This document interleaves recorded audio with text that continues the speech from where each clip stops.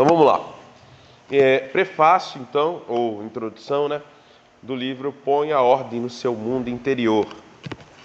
O autor é Gordon MacDonald. Então nós estamos agora na segunda etapa do módulo 4 e a gente vai trabalhar um pouquinho sobre este livro que fala um pouquinho sobre colocar em ordem a nossa vida, cura interior, vida espiritual, devocional e etc. Tá? Controle do tempo, finanças, várias coisas aqui que são essenciais. Ele vai trabalhar várias coisas dessas, tá bom? Então vamos lá. O dia em que enxerguei a minha realidade. Esse é o prefácio. Eu vou procurar depois onde é que eu consigo esse livro, que eu ainda não dei uma olhada essa semana, para ver se eu consigo comprar uma quantidade aí para a gente poder estar usando aqui na aula, ok? Enquanto a gente não compra, vocês vão ouvindo aí e a gente vai compartilhando. Nesse prefácio ele vai começar falando sobre o dia que caiu a ficha e que tinha alguma coisa muito errada na vida desse pastor aqui e ele ainda não tinha se dado conta. Começa a analisar essa história comparando um pouco com a sua vida. Quem sabe você vai estar numa situação parecida com essa, ou diferente, ou parecida em parte, né? Ou você pode até já ter passado por uma situação como essa. Mas o interessante de perceber é que, por mais que aos olhos das pessoas de fora parecia que a vida dele estava muito bem, mas dentro dele as coisas não estavam bem. Então é importante a gente perceber isso aqui, tá? Então ele vai começar o seguinte, contando a seguinte história. Ele tinha 30 anos e aí, num sábado pela manhã, aconteceu alguma coisa bem fora do comum. E naquela manhã ele acordou, começou a preparar o café. Ele estava em uma fase de muito ativismo, muito trabalho, estava realmente muito atarefado.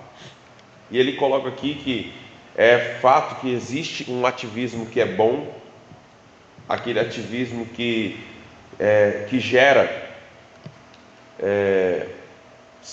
um senso correto de prioridades, de objetivos definidos, e isso é positivo e é gratificante, pois o indivíduo cresce e aumenta a sua competência. Entretanto, há também outro tipo de ativismo que é destrutivo. Esse ativismo destrutivo resulta de um viver caótico. Refiro-me ao fato de fazermos algo simplesmente porque é a atividade que vem a seguir em nossa lista de tarefas. É a próxima da lista, então eu tenho que fazer. Não importa se aquilo está gerando alguma relevância ou não, nós temos que fazer aquilo naquele momento. Então fazemos porque está na lista. E isso é destrutivo. E foi isso que aconteceu com ele. Ele ficou dominado por aquele segundo tipo de ativismo. Aquele ativismo de só fazer as coisas porque tem que fazer, sem essas coisas necessariamente estar gerando algum resultado positivo, sem ter fruto ou benefício algum, mas ele tem que fazer, então ele vai e faz. E ele foi sendo arrastado por essa correnteza de atividades, de ativismo. E cada vez ele se via mais arrastado por essa correnteza. E ele coloca aqui que ele se encontrava numa agitação descontrolada, com medo de que a canoa virasse. Sentia-me totalmente vulnerável. Nos dias anteriores a esse sábado, ele estava se levantando antes do sol nascer, indo se deitar bem depois que os canais de televisão desligavam, como acontecia naquela época. Naquela época os canais paravam de transmitir a certa hora da noite, né? Hoje em dia, às vezes, você fica a madrugada inteira acordado e o canal de televisão continua passando coisa, né? Nessa época, não. Aí ele coloca aqui que ele tinha reuniões frequentes de negócios, ou então resolvendo problemas de outras pessoas, pregando e dando palestras em muitos lugares, uma atrás da outra. E acrescenta-se aqui vários detalhes administrativos normais de uma vida de alguém que lida com uma organização. No caso dele, era um pastor de uma grande igreja, com 30 anos. E somando a isso, ele coloca aqui que dias antes havia falecido 2 moradores de rua do bairro dele, e ele tinha se comprometido de organizar o sepultamento daqueles 2 moradores de rua do bairro. E aquilo ali gerou uma tristeza muito grande no bairro todo. Ficaram comovidos, talvez com a maneira que aqueles 2 homens morreram, e ele ficou refletindo sobre aquilo durante vários dias, e aquilo também gerou nele uma tristeza muito grande, e ele acabou sofrendo de uma depressão profunda, ele coloca aqui. E aí, acrescentando a isso, algumas pessoas tinham falado para ele sobre um determinado livro, que diziam elas que era muito bom e que ele devia ler. E aí ele comprou o livro, e ele até tentou ler o livro algumas vezes, mas ele não conseguia continuar a leitura do livro. E ele coloca: o pior é que aquele livro criticava tudo que eu acreditava, e a argumentação do autor era muito convincente, e eu estava com a sensação de que os meus alicerces estavam vindo ao chão, sendo abalados. Não conseguia parar de pensar no livro. Todos esses fatores somados, o trabalho incessante, profunda depressão, pensamentos inquietantes, só serviram para criar em mim um estado de esgotamento espiritual, esgotamento emocional, esgotamento intelectual e físico. Esgotado, essa é a palavra que melhor descreve minha condição. Isso me deixou meio confuso. Como a maioria dos jovens, eu pensava que a minha energia e a minha vitalidade eram ilimitados, e eu era inesgotável. Tenho até vergonha de confessar que inconscientemente acreditava que era possível levar uma vida intensa e agitada para sempre, sem sofrer nenhuma consequência grave por conta disso. Naquele dia, que era um sábado, como eu disse, eu estava sentado à mesa do café da manhã, procurando agir normalmente com a minha família, mas ao mesmo tempo eu estava preocupado com as atividades que teria nas horas seguintes. É o primeiro item da minha lista mental, que eram os acontecimentos do domingo, daqui a 24 horas, onde ele teria 3 pregações a fazer para 3 auditórios diferentes naquele domingo, e ele ainda não tinha preparado nada para pregar no domingo, nesse sábado pela manhã. Então ele estava ali tentando dar atenção para a família, ao mesmo tempo que a cabeça dele estava preocupada com o dia de domingo, que ele tinha três momentos, vamos dizer, do dia onde ele iria ministrar, e nenhuma daquelas 3 palavras ou palestras ou pregações ele tinha preparado ainda, e a cabeça dele borbulhando com aquilo. Exatamente nesse momento, a esposa dele, chamada Gayle, ela diz algo que era verdade, mas que igualmente caiu sobre ele como um tremendo questionamento. Ela disse: ultimamente você não tem passado muito tempo com as nossas crianças, comentou ela, em um tom calmo. Imediatamente ele começou a chorar. Não foram algumas lágrimas apenas, não foram poucos minutos. Ele chorou durante pelo menos 4 horas. Segundo me recordo, foi um choro convulsivo, com soluços angustiantes, que vinha do fundo da minha alma. Minha mulher, demonstrando uma extraordinária sabedoria, ela foi até a vizinha e ela pediu que a vizinha cuidasse dos 2 filhos deles, e depois ela veio e abraçou esse pastor e deixou-o chorar pela manhã toda. Ela teve a sensibilidade de compreender que naquela hora o que ele menos precisava era alguém que pregasse um sermão para ele. Então limitou-se a permanecer ao lado dele naquele momento de catarse, reafirmando o seu amor por ele e o de Deus. E naquele momento ele se recorda que parecia que o seu interior era como o porão de uma casa inundado de água da chuva. Imagina você, uma casa que tem um porão debaixo da casa, e aquele porão está inundado com a água da chuva. cheio de água, cheio de lodo, cheio de barro, aquele porão está cheio de água.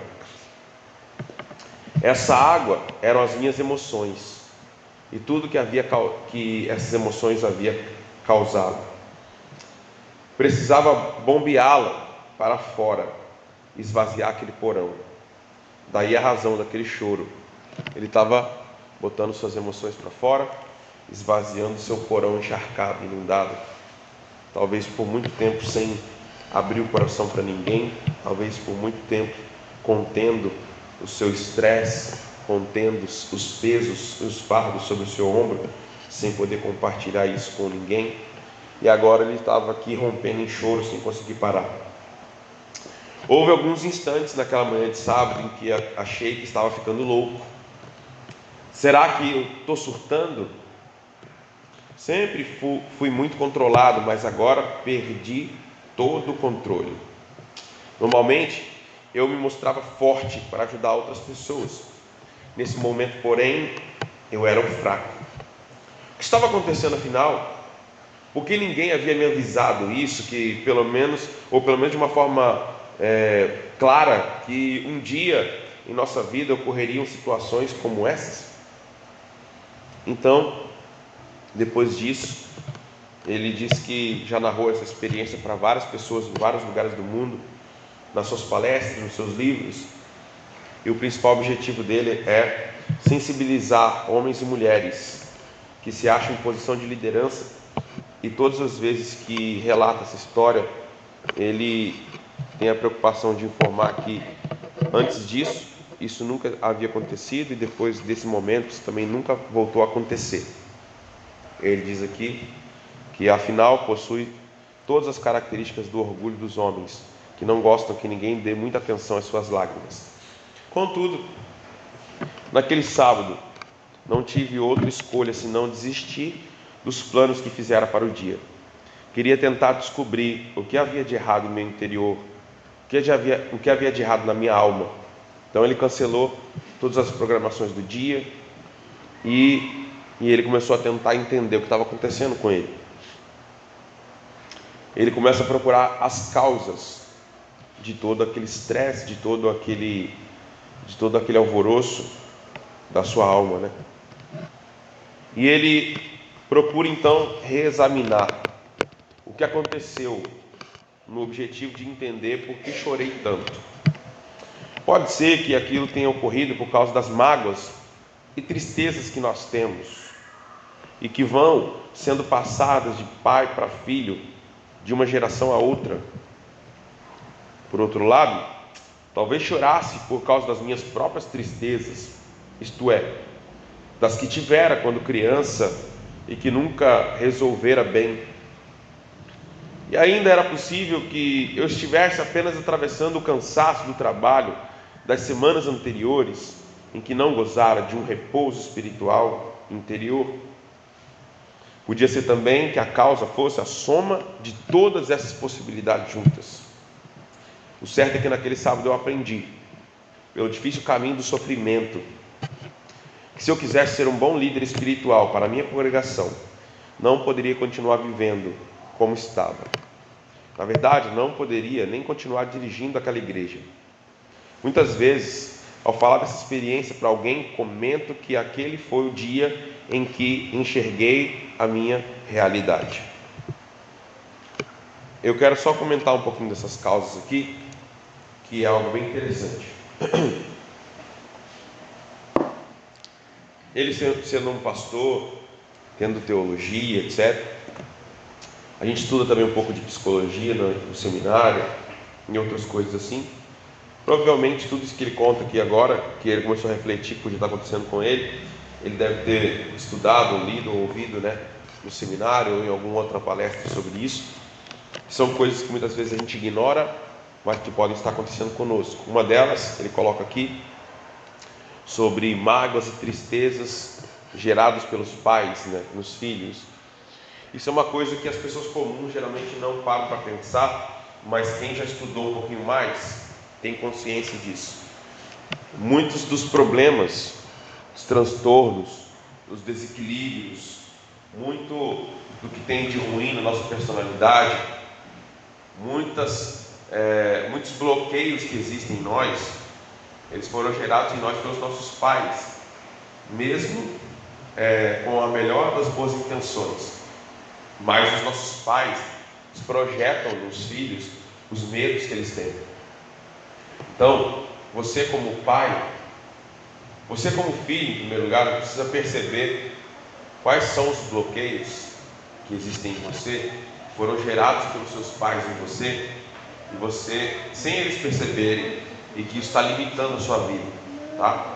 Nós como pais, também precisamos pensar sobre quais tipos de bloqueios nós podemos estar gerando nos nossos filhos, sem que a gente perceba, e a gente está gerando dificuldades para eles, que ao longo da vida eles vão ter que lutar para poder escapar desses bloqueios que nós mesmos imprimimos neles. Vou dar um exemplo para você. Por exemplo, vamos dizer que um pai, uma mãe, vamos colocar uma mãe que ela sofreu um abuso sexual, tá? Então, ela sofreu um abuso sexual. Ela tem medo daquilo acontecer novamente. E ela tem medo que seus filhos sofram abuso sexual. Mas o que acontece? Não é porque ela sofreu abuso sexual que todos os filhos dela vão sofrer abuso sexual. Mas se ela tratar os seus filhos, tendo em vista que eles vão passar pela mesma situação que ela passou, ela vai colocar um monte de cercas em volta desses filhos, tentando protegê-los, mas com isso ela vai impedi-los de viver muita coisa, porque ela tem medo que aconteça com eles, que aconteceu com ela. Então ela não deixa eles saírem para lugar nenhum, ela não deixa eles terem experiência nenhuma, ela não deixa eles fazerem nada, porque se eu deixar, ele vai em tal lugar, e lá pode ter alguém, e vai abusar dele, vai abusar dela, não sei o quê. E ela não fala isso para a criança, mas ela impede a criança de fazer um monte de coisa, porque ela tem aquele medo. Na verdade, ela está projetando o medo que ela tem na vida daquela criança. E muitas vezes aquela criança vai ser privada de um monte de coisas por causa do medo da mãe. Vocês conseguem entender? Vamos dizer que a mãe tem medo de altura, ou o pai tem medo de altura. Não é porque ele ou ela tem medo de altura que os filhos vão ter também. Não é porque o pai tem medo de altura ou a mãe tem medo de altura que o filho não pode ser, por exemplo, um paraquedista. E aí? Mas como o pai ou a mãe tem medo de altura, então ele nunca permite que aquela criança faça alguma coisa relacionada, à altura, porque ele tem medo. Então ele teve uma má experiência com aquilo algum dia na vida, não sei se ele caiu de uma árvore, não sei o que aconteceu, mas alguma coisa aconteceu que fez nele um bloqueio com altura, e agora ele impede seus filhos de participarem de qualquer coisa desse tipo. Não pode ir numa montanha russa porque é perigoso. Não pode não sei o que porque é perigoso. Não deixa ele fazer nada. E se um dia, por exemplo, ele tivesse um sonho, um desejo vai até lá, por favor, de ser um paraquedista, e aí? Esse pai, essa mãe não deixaria nunca, né? Então assim, você precisa pensar em quais tipos de bloqueio você pode estar gerando nos seus filhos por causa dos seus medos, e quais tipos de bloqueio você tem que foram gerados em você pelos seus pais. Ou seja, você talvez não precisava ter esse bloqueio, mas os seus pais geraram esse bloqueio em você. Por exemplo, quando você fala para os seus filhos, não peguem dinheiro, que dinheiro é sujo. Vocês já ouviram isso? Seus pais falaram isso para você? Falaram assim, alguém já falou assim que para você que pessoas ricas, ou é rico porque ele roubou de alguém, ou porque ele recebeu uma herança. Alguém já falou isso para você alguma vez? Seu pai, sua mãe, alguém da sua família? Mas tem gente que recebe esse tipo de orientação, Não, porque se você... Não, você não pode. ganhar muito dinheiro, não, porque dinheiro estraga as pessoas. Dinheiro é ruim, né? Então você está gerando naquele filho, já no inconsciente dele, que dinheiro é sujo, dinheiro é ruim. Se hoje em dia eu for rico é porque eu estou roubando alguém, estou fazendo mal para alguém, ou é porque eu ganhei uma herança aí, né? Fora isso, ou porque eu ganhei na loteria, não tem outro jeito de ser rico. Muitas vezes os pais imprimem nessa criança essa incapacidade de pensar que ele pode ser rico porque ele é bem sucedido no trabalho dele, porque ele trabalha bem, por isso ele pode ser rico. Pode né? falar de mim que eu falava Então, com as crianças até o ano passado, né? Ela falava, não, você está dando dinheiro, dinheiro é sujo, direto eu falava. mas a maioria dos pais fala isso. O problema é o quê? O problema é que você gera nessa criança um bloqueio que ela não tem, mas ela vai crescer o resto da vida sendo liderada por esses bloqueios. Porque o nosso cérebro, né, ele trabalha com informações que estão armazenadas lá no nosso inconsciente. Quando a gente tem que tomar uma decisão, o nosso inconsciente muitas vezes ele tem mais força na nossa decisão, nas nossas escolhas, do que o nosso consciente. Muitas das decisões que a gente toma são muito mais impulsionadas pelo que está no nosso inconsciente, que é o que a gente não percebe que está na nossa cabeça, do que o consciente, porque o nosso cérebro tem preguiça de pensar. Então, ao invés de ele pensar em que decisão que ele vai tomar agora, ele busca lá no inconsciente alguma experiência ou algum conselho, alguma coisa que já possa definir para você qual atitude você tem que tomar, que seja a mais rápida. E nisso, ele vai lá, a informação que seu pai te deu, a informação que a mãe lhe deu, a informação que a avó colocou na sua cabeça. Então, se seu pai, sua mãe sempre falavam, dinheiro é sujo, então, lá no seu inconsciente, está dizendo assim, não pegue dinheiro, não segure dinheiro, não, entendeu? Então, você vai ser liderado por essas coisas. Se você começar a refletir, você vai perceber que existem inúmeros bloqueios na sua vida que foram gerados pelos seus pais. Todos os medos que os seus pais tiveram, eles projetaram em você sem perceber. Os nossos pais projetam isso na gente o tempo todo sem perceber. E não é por mal, ele quer te proteger da experiência ruim que ele teve. Só que com isso ele te impede de ter experiências boas que ele não teve. Porque não é porque o seu pai, por exemplo, teve uma experiência ruim com o dinheiro, que significa que você vai ter uma experiência ruim com o dinheiro. Não é porque o seu pai ou a sua mãe passou por uma experiência ruim na área sexual, por exemplo, foi abusado, que você vai ser abusado. Não é porque o seu pai nunca fez faculdade na vida que você não vai fazer. Não é porque o seu pai nunca teve um bom emprego que você não vai ter. Não é porque o seu pai passou dificuldade quando ficou desempregado que você, quando ficar desempregado, vai passar dificuldade. Por quê? Porque são medos que eles transportam para os filhos. Por que a maioria das pessoas no Brasil, principalmente, tem medo de ficar desempregado? Porque os pais a vida inteira, né, falavam isso para ele. Você não pode ficar desempregado, porque se ficar desempregado isso, você vai ficar desempregado aqui. E aí você bota na cabeça do seu filho, da sua filha, que ficar desempregado é a pior coisa do mundo. Primeiro começa a ter que ser empregado, né? Sendo que isso não é, tá? Ficar empregado, carteira assinada e tal, isso não é a maior coisa do mundo, tá? As pessoas que mais ganham dinheiro no mundo não são empregados de carteira assinada. As pessoas que mais ganham dinheiro no mundo não tem um patrão para ficar lá assinando a carteira dele e dando o salarinho básico da vida dele lá todo mês. Então assim, mas os nossos pais imprimiram isso na gente. Se você não tiver um trabalho de carteira assinada, né, você já acha que você é uma pessoa má sucedida, que não é bem sucedida na vida. E se você ficar desempregado, em algum momento já acha que meu mundo acabou, fiquei desempregado. Gente, tem muita coisa para ser feita na vida sem precisar de um emprego de carteira assinada. E você vai viver. E a sua vida vai andar. Mas só que, pensa nisso, isso é sério. Nossos pais, avós, etc., muitas vezes imprimiram um monte de medos na gente, que a gente não sabe como lidar com eles, porque a gente nunca enfrentou esses medos, nunca enfrentou esses bloqueios. Então a primeira coisa que ele pensa aqui, ele fala, será que eu estou passando por tudo isso porque foram medos e tristezas que os meus pais geraram em mim, que vão se arrastando de geração em geração? Depois ele pensou, mas e se for medos e tristezas que eu vivi na minha infância e que eu não lidei com elas até agora, não foram resolvidas? Agora, tirando os bloqueios que seus pais causaram em você, que seus avós causaram em você, aos que você mesmo causa em você, tá? Geralmente até os 11 anos de idade, no máximo até os 12 anos de idade, geralmente entre 6 e 11 ou 6 e 12, é a fase onde nós geramos muitos bloqueios em nós mesmos. É a fase em que as más experiências que a gente vive geram bloqueios em nossas vidas e nós não conseguimos lidar com elas.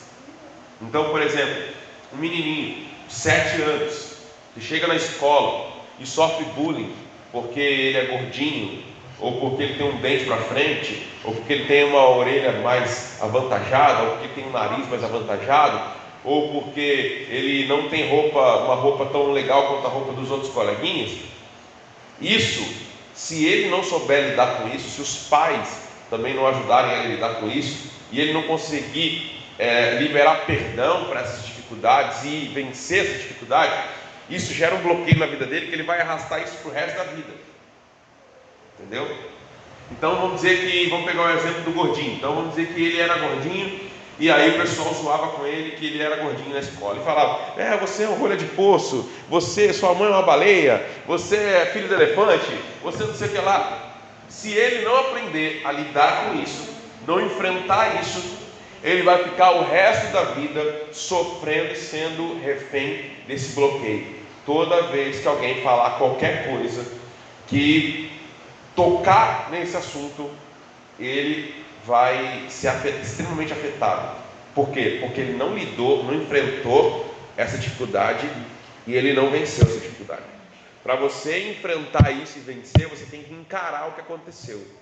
Você tem que ir lá na sua mente, rever onde foi que isso aconteceu, onde foi que isso gerou um bloqueio em você. Você relembra essa situação, você imagina você naquela situação novamente, e você se imagina, você precisa se imaginar confrontando essa situação, entendeu? Porque na maioria das vezes o que acontece? Quando acontece uma situação dessa e gera um bloqueio, é porque você se vitimou. Em vez de você ir para cima e falar assim: não, né, eu não sou tão gordo assim, ou eu sou gordo, mas você é narigudo, e aí, qual é o problema? Nós dois estamos no mesmo problema.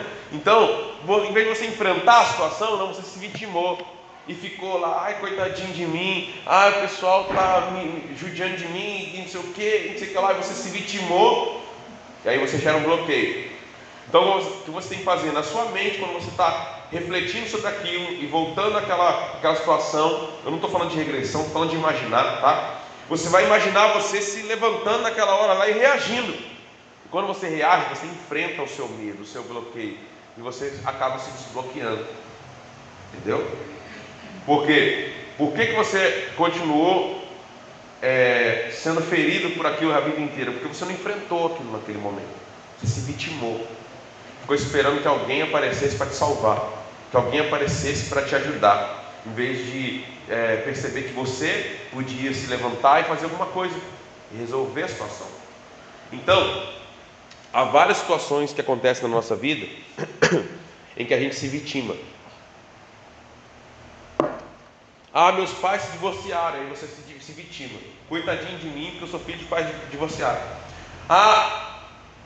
Eu não tenho um tênis de marca, uma roupa de marca para vestir. Coitadinho de mim, que eu sou pobre, miserável, todo mundo na minha escola tem roupa de marca, eu não tenho. Toda vez que você se vitima, se coloca nessa posição de vítima, coitadinho de mim, coitadinho de mim, coitadinho de mim, você gera um bloqueio na sua cabeça. E isso geralmente acontece dos 7 a 11 ou dos 7 a 12 anos, geralmente. Essa é a fase. Entre 6 e 11, 7 e 12, essa é a fase em que a maioria dos bloqueios mentais que a gente tem são instaurados dentro da gente. Então, você precisa começar a fazer pergunta para você. Quais são as coisas que você não consegue fazer? Essas coisas que você não consegue fazer, será que foram porque existem bloqueios na sua cabeça que não deixam você fazer isso? E como foi que esses bloqueios foram gerados? Foram situações que você viveu que geraram esses bloqueios em você? Ou foram situações que seus pais projetaram sobre você porque eles viveram e eles projetaram isso sobre você e isso gera bloqueio em você e você não consegue ultrapassar aquilo, tá? Então, a terceira possibilidade que ele colocou aqui foi a seguinte: era possível ainda que eu estivesse apenas extravasando o cansaço do trabalho, né, do excesso de atividades que eu tive nas semanas anteriores. Isso também é uma situação. Ou seja, quando a gente tem excesso de atividades, excesso de trabalho, excesso de compromisso, excesso de tudo, né? Excesso de pessoas sugando a gente o tempo todo, pessoas querendo resposta da gente o tempo todo, pessoas querendo a nossa atenção o tempo todo. Vai chegar uma hora que você vai estourar.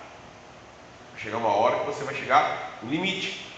Por isso que você tem que ter o seu momento também de lazer, o seu momento de desestressar, o seu momento de fazer algo que seja proveitoso para você, algo que te dê prazer, algo que te dá alegria, algo que deixa você relaxado, né? Ter o seu momento de parar de pensar nas coisas um pouco, deixar a mente relaxar, né? Por quê? Fazer uma atividade física, né? Ou sei lá o que, alguma coisa que te dê alegria. Por quê? Porque se você ficar só trabalho, só obrigação, só excesso de atividade, de compromisso, só as pessoas te sugando o tempo todo, e o tempo todo você tem que estar ali para atender um, para atender o outro. Atende marido, atende filho, atende igreja, atende trabalho, atende marido, atende igreja, atende filho, atende as pessoas que estão. Aí você vai surtar uma hora. Chegar uma hora que você vai, você vai estourar. Então você precisa parar e desestressar. Você precisa ter o seu momento. É por isso que a Bíblia fala: 6 dias o homem trabalha, para que no 7º dia, o que ele faz? Ele descansa. Só que o maior problema é que as pessoas não conseguem descansar. Descansar, irmão, não é ficar o dia inteiro sem fazer nada. Isso não é descansar. Isso é ser preguiçoso mesmo. Descansar é quando você sai da rotina do que você faz todo dia, e naquele 7º dia você vai fazer coisas diferentes que você não faz nos seus 6 outros dias, entendeu? Isso é descansar. Então, você pode às vezes ficar o 7º dia, entre aspas, né? O dia inteiro fazendo alguma coisa, mas se for alguma coisa totalmente diferente do que você faz nos outros 6 dias, você vai descansar. Entendeu? Então, por exemplo, vamos dizer que 6 dias, né? Você está aqui 6 dias na cidade, toda aquela correria, acorda cedo, pega ônibus, pega metrô, vai para o trabalho, volta de novo para casa, 2, 3 horas de ônibus, pro resto, na ida, 2, 3 horas na volta, aquele estresse todo. Aí chega em casa, corre, vai para a igreja, vai para o GCL, não sei o quê. Aí chega, você pega um dia, um sábado, um domingo, e fala assim: quer saber de uma coisa?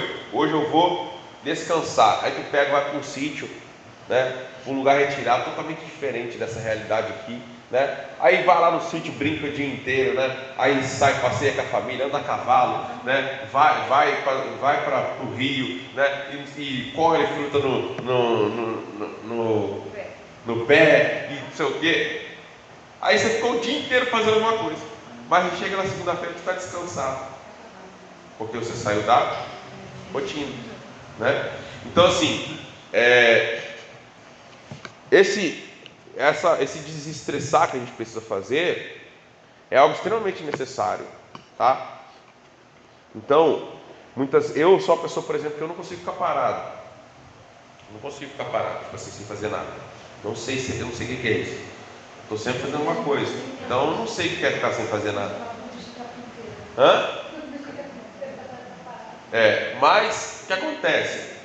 Quando eu estou no meu dia que eu decidi, esse é o dia que eu vou descansar, então eu vou fazer coisas diferentes do que eu estou acostumado a fazer nos outros dias que eu estou trabalhando.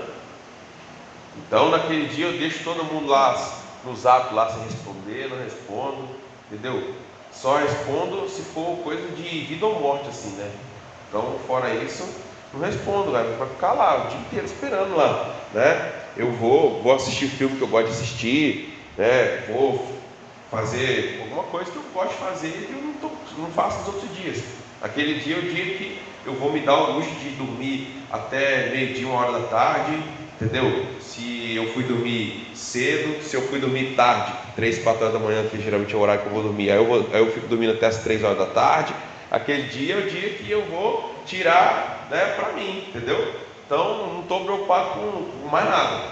Agora, se você nunca faz isso, você nunca tem esse dia de você sair da rotina, fazer coisas diferentes, o que acontece? Você vai se sobrecarregar por causa do excesso de atividades, o excesso de exigências e sobrecargas sobre você, tá?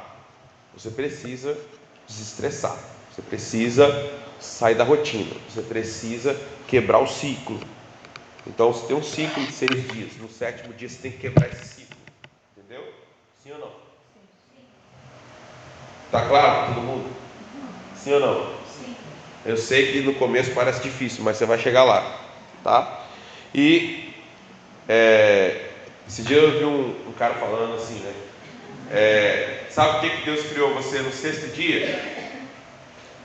Sabe por que Deus criou você no 6º dia? Para você não dar opinião, Ele não quer saber da sua opinião.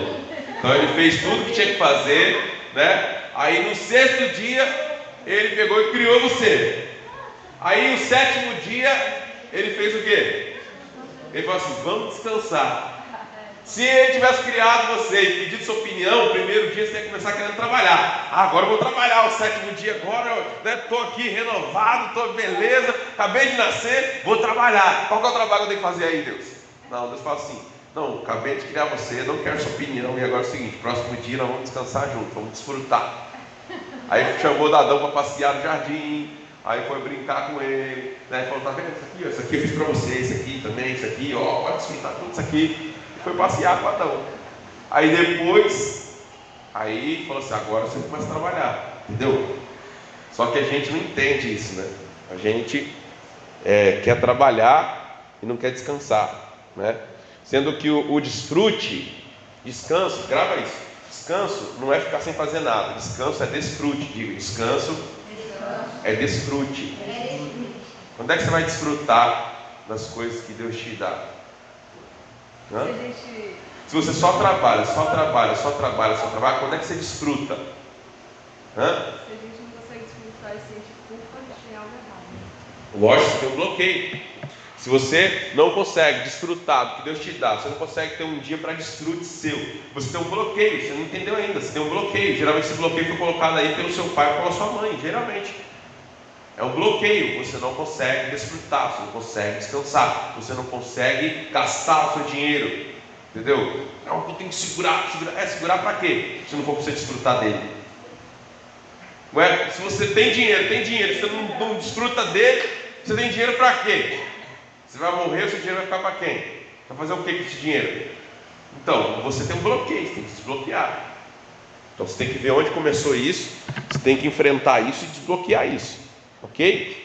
E aí depois ele coloca aqui: talvez então o problema seria de eu não gozar de um repouso espiritual interior.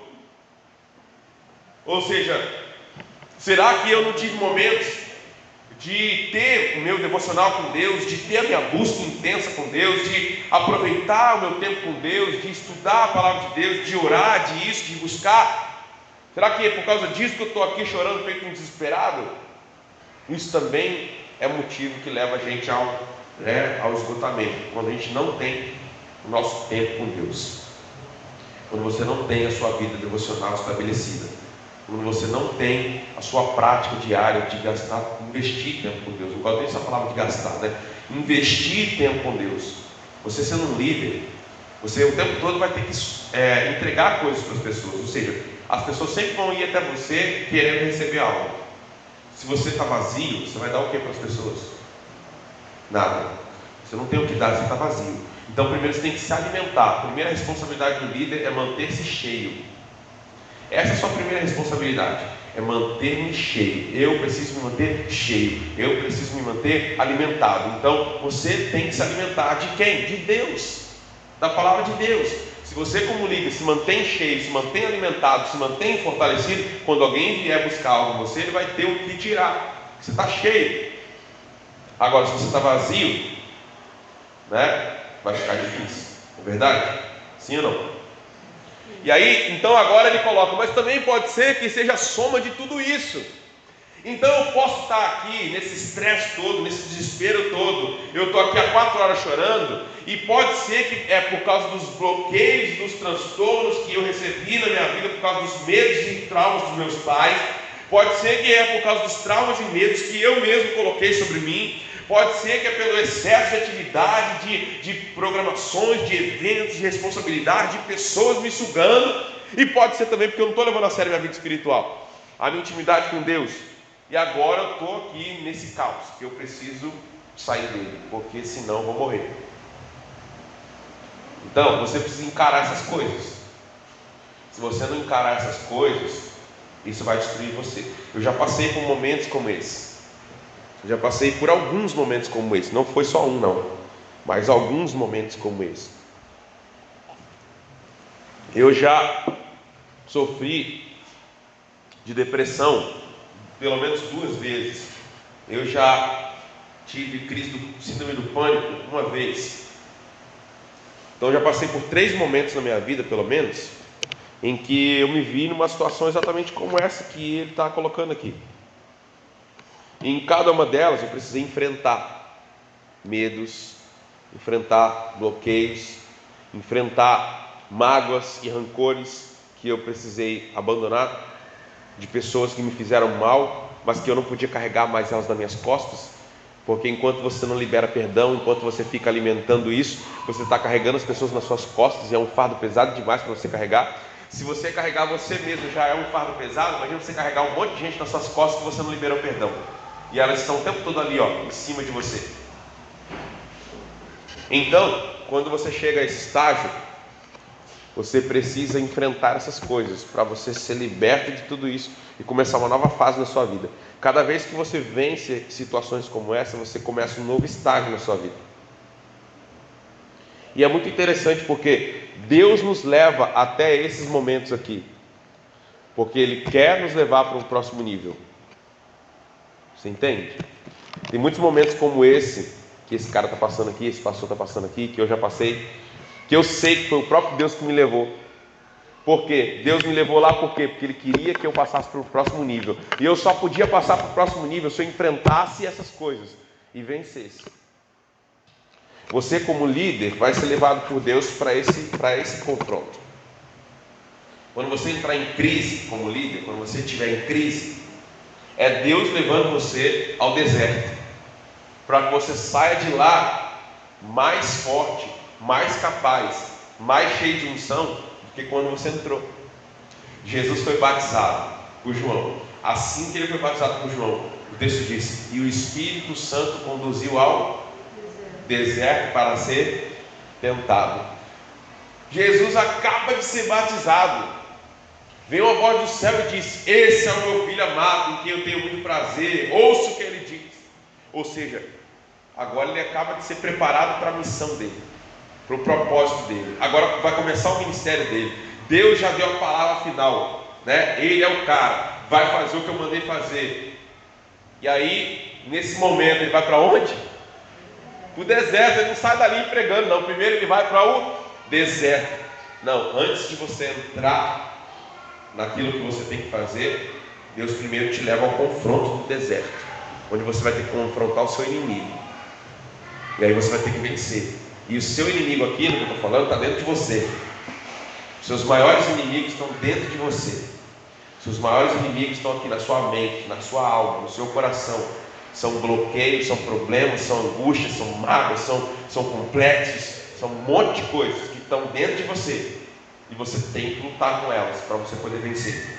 Então, Deus vai te conduzir a esse deserto. Você vai ter que lutar com esses demônios aí, seus próprios demônios, e você vai ter que vencê-los.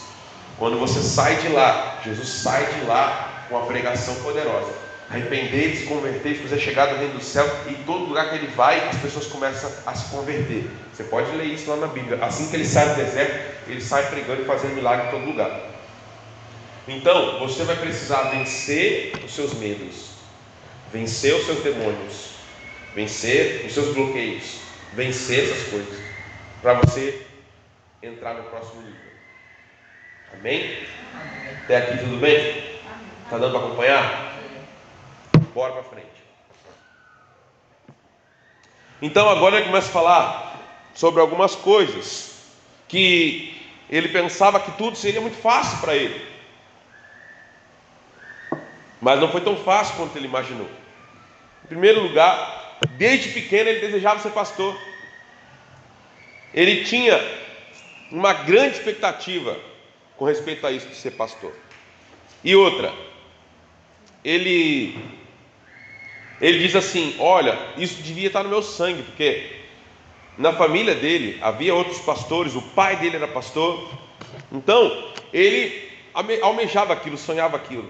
Ele diz aqui que quando ele era garoto, ele se imaginava no púlpito pregando para as pessoas. Na adolescência, embora ele tivesse tido uma fase de rebeldia em relação a algumas coisas espirituais, mas ele sempre pensava: algum dia eu irei me render ao chamado de Deus e vou fazer a vontade de Deus e vou ser um pastor, vou ser um líder espiritual. Ele coloca aqui que o pai dele era um mestre nato, e havia ensinado para ele tudo sobre a arte de dirigir e organizar uma igreja. Desde cedo, ele sempre tivera facilidade de se expressar e também tinha uma habilidade de se relacionar bem com as pessoas. Ele sabia tratar com as pessoas. Ele tinha um raciocínio rápido, conseguia ver várias questões de várias perspectivas e ângulos diferentes. Por natureza, ele era idealista, queria mudar o mundo, né? Ele era visionário, possuía a capacidade de persuasão, ou seja, conseguia convencer as pessoas a fazer aquilo que ele queria, ou seja, conseguia convencer as pessoas as ideias que ele tinha. E muita gente, ele coloca aqui, chama isso de dom natural, ou talento natural. Então ele tinha um dom natural, um talento natural, que ele acreditava que aquilo iria facilitar a vida dele. Então eu vou ser um pastor de sucesso, eu vou ser um pastor vitorioso, porque eu tenho dons e habilidades que vão me ajudar nisso. Mas aí o que acontece? Ele coloca aqui que o dom natural ou talento natural pode vir através do seu temperamento, das experiências de vida que você passa, das influências que você tem dos seus familiares ou dos seus amigos, e até mesmo daquilo que você aprende ao longo da vida. E até certo ponto, esses dons naturais eram exatamente o que ele precisava para vencer no ministério. Quando ele fala em vencer, ele coloca o seguinte aqui: ele está se referindo a fatores que deixariam um jovem pastor fascinado. Ou seja, a ideia de vencer que ele tinha nessa época combina a de sucesso óbvio, ou seja, vou ganhar muito dinheiro, vou ter vitórias repentinas, vou ter um reconhecimento geral, as pessoas vão me reconhecer como um pastor de sucesso, vou me relacionar com muita gente importante. Isso era a visão que ele tinha de sucesso pastoral, né? Então eu vou ser uma pessoa importante, eu vou conhecer muita gente importante, eu vou fazer muita coisa relevante, eu vou ter muitas vitórias na minha vida e eu vou ter muito dinheiro também como consequência disso. Aí ele coloca: hoje reconheço que tais valores são bastante insignificantes. Entretanto, no passado fui tentado a atribuir a eles uma grande relevância, uma grande importância. Então, na época, jovem, né, ele achava que ser um pastor de sucesso era isso. Se ele tivesse muita gente bajulando ele, falando: ó, você é muito bom, você é o cara. Se ele tivesse, né, muitas vitórias aos olhos das pessoas, né, se ele tivesse bastante dinheiro, ele seria um pastor de sucesso. Ou seja, quando nós temos uma visão distorcida do que é o sucesso, ou de onde a gente precisa chegar, de onde a gente quer chegar, isso também vai gerar problemas dentro de nós que a gente vai sofrer lá na frente. Então você vai ter que corrigir qual tipo de visão que você tem a respeito da liderança. O que é ser um líder de sucesso para você? Você tem que fazer essa pergunta. O que é ser um líder de sucesso para você? O que é ser um pai, uma mãe de sucesso para você? O que é ser um bom profissional para você? Você tem que fazer essas perguntas e respondê-las, tá? Era isso que vencer no ministério significava para mim, assim que me formei no seminário, com 28 anos. Uma grande igreja do meio oeste dos Estados Unidos me convidou para pastoreá-la. E nos primeiros 2 ou 3 anos, quase tudo que eu empreendia dava certo. Na verdade, não era tudo, mas eu tinha a sensação de que era. Além dos talentos naturais que eu mencionei, eu contava ainda com outros elementos práticos que contribuíram para o meu sucesso. Um deles era a esposa que ele tinha. A esposa dele ajudava ele muito no ministério, ela era muito madura, perspicaz, ela era ágil, ela era sábia, ela se dedicava totalmente ao ministério junto com ele, e isso ajudava muito o crescimento do ministério dele. Há outros momentos aqui, ele coloca milhares de vezes: ela poupou-me de cometer erros de julgamento, me dando bons conselhos. Um outro fator que ajudava ele era que o pastor anterior, que o precedeu nessa igreja, tinha cometido muitas falhas de liderança, ele coloca aqui, muitas falhas graves. Então, por conta disso, tudo que ele fazia, a igreja aplaudia, porque só pelo fato dele ser diferente do pastor anterior, o pessoal já gostava dele, porque o pastor anterior tinha cometido muitos erros, muitas falhas. Então tudo que ele fazia, o pessoal aplaudia e dava certo. Não porque talvez era o melhor a ser feito, não porque talvez era o certo, mas porque simplesmente por ele, fato de ele fazer alguma coisa diferente do outro pastor anterior, o pessoal aplaudia e ia junto com ele. Do ponto de vista humano, tudo levava a crer que o meu futuro seria dos mais promissores. Do ponto de vista humano, parecia que estava tudo dando certo. Do ponto de vista humano, parecia que estava tudo, né, no auge. A igreja está bombando, está tudo legal, né? E meu ministério vai ser um arraso. Se o ministério cristão dependesse apenas de dons naturais, coisas que você já tem na sua naturalidade, através das experiências que você adquiriu, através dos conselhos que você absorveu dos seus pais, dos seus amigos, através de habilidades que você já nasceu propenso a elas, boas oportunidades e muita contribuição de nossos entes queridos, eu estaria no caminho de vitória. Dons naturais, creio que todos nós os possuímos. Alguns possuem mais, outros possuem menos, e por eles um jovem pode alcançar altas posições. Foi o que aconteceu comigo, por exemplo. Ou seja, os seus dons naturais, eles podem te levar a lugares altos, mas você vai perceber aqui logo mais que seus dons naturais não vão conseguir te manter nos lugares altos. Suas habilidades naturais, seus dons naturais, sua capacidade natural pode te levar a lugares altos, mas ela não vai te manter lá naqueles lugares altos. Ou seja, de que vale talvez chegar numa grande posição em algum lugar, seja na sua empresa, seja na sua igreja, seja em outro lugar, mas depois você cair de lá com a mesma pressa que você chegou àquele lugar? De que vale? De que vale se tornar, por exemplo, pastor de uma grande igreja, uma igreja forte, poderosa, uma igreja que todo mundo elogia e tal, e depois que você está lá com essa grande igreja, 1000 pessoas e tal, aí esse pastor cai em pecado e arrebenta com tudo e perde tudo que ele conquistou e tudo que ele ergueu para Deus, e aí ele fica envergonhado, a família dele também, a igreja também, e todo mundo triste, um monte de gente se desvia e etc e tal. De que valeu tudo isso? Ou seja, nossos dons naturais, nossas habilidades naturais, elas podem até nos levar a certos lugares altos, mas elas não vão fazer com que a gente permaneça nesses lugares. Entendeu? É preciso algo mais do que apenas habilidades naturais, do que apenas os seus dons naturais para te manter nesse lugar. Numa empresa é a mesma coisa. Às vezes o cara chega por causa das habilidades naturais dele, ele vai crescendo na empresa, vai crescendo, aí ele chega lá num alto padrão, num alto nível, só que ele não tem caráter. O interior dele não está bem tratado, as emoções dele não estão bem tratadas, ele é cheio de complexos, cheio de bloqueios. O que vai acontecer? Ele vai cair de lá de cima, e quanto mais alto você está, maior é a queda. Isso é ruim. Ninguém quer chegar num lugar alto para cair depois. É melhor até você demorar mais para chegar num lugar alto, e quando você chegar no lugar alto, talvez no final da sua vida, você morre lá naquele lugar alto, e as pessoas olham para a sua vida e falam assim: olha só, olha a vida de fulano, foi uma escalada, né? A vida inteira, ó, crescendo. No final da vida, quando ele estava lá no topo, ele morreu com honra, morreu com dignidade, morreu deixando um legado, morreu deixando um bom exemplo. Do que o cara vai, né? sobe, aí chega aqui no topo, no auge, aí pum, cai, se rebenta todo, aí vai lá no zero de novo, vai lá no chão, para depois começar tudo de novo agora, devagarzinho. E aí quando chega no final da vida, ele não está nem na metade do caminho que ele já tinha chegado lá em cima. Quando ele não estava pronto com o seu caráter, perdão, com o seu caráter habilitado e preparado para esse lugar. Consegue compreender o que eu estou falando, gente? Estou me fazendo entender? Está claro isso daqui?